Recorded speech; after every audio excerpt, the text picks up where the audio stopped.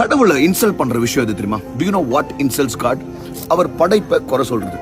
இப்போ I am on top of a hill. இங்க பார்க்கும்போது இந்த பெரிய பெரிய நேச்சர்லாம் பார்க்கும்போது என்னமா படைச்சிருக்காரு இந்த படைப்பாளி அப்படின்னு சொல்றோம். ஆனா அதே நேரத்துல நம்மள மத்தவங்க கூட கம்பேர் பண்ணும்போது we are actually insulting God.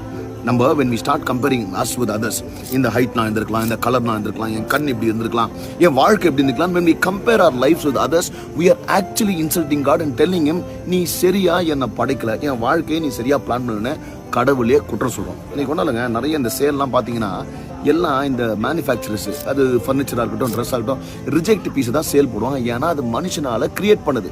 ஆனால் கடவுளால் கிரியேட் பண்ணது யாருமே ரிஜெக்ட் பீஸ் இல்லைங்க, யாருமே ரிஜெக்டடோ சர்ப்ளஸ் குவான்டிட்டியோ கிடையாது. we are the best. அதனால எப்பெல்லாம் நம்மளை மற்றவங்க கூட கம்பேர் பண்ணுவோம், whenever we compare us with others, we are actually insulting God.